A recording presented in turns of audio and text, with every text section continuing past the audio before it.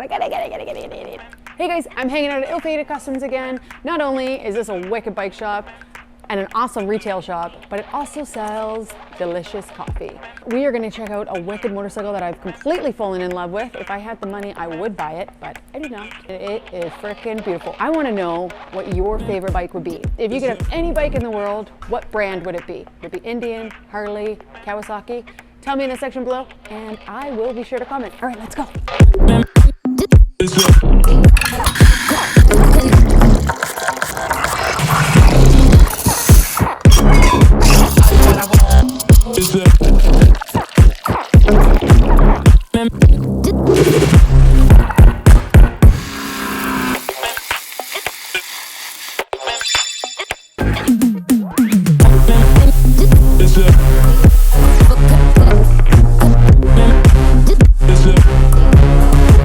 We are here again with Kenny.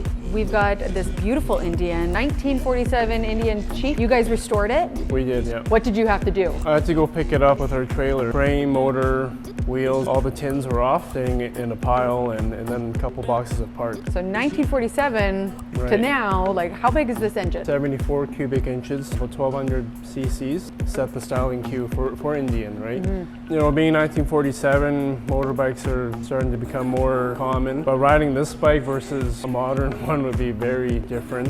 For one, you know, kickstart only, and then while you're starting it too, this side normally, you know, it's throttle side for modern bikes. This is the timing actually, so you can retard or advance so that you can get the bike started and idling well.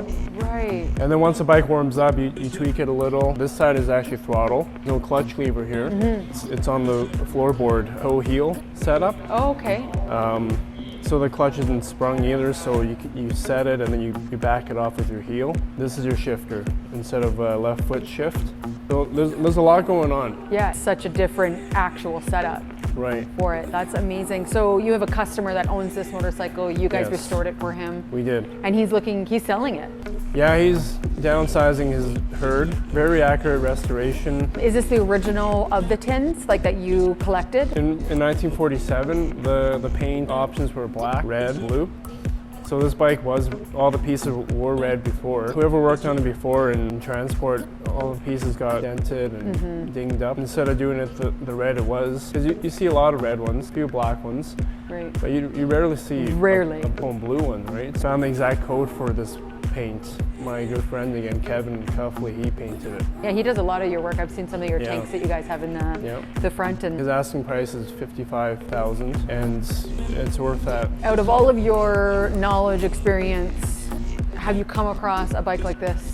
Like, when was the last time you saw a bike like this? You know what? Probably 10 years ago. A guy we were riding with, he was on a red one. Just watching him ride was so fascinating. Maybe at a bike show 2 years ago. Right, so it's not common in to vintage just... club or something. Yeah, it's always in a vintage or it's... Yeah, wow. so very, very uncommon, I'd say. If somebody wants to buy this bike, it's probably a collector. But yeah, more so because of the price tag and what it is, it's probably a collector. Like even for us, we ride a lot of bikes, different styles. Right foot shift, left foot, you know, left conventional now.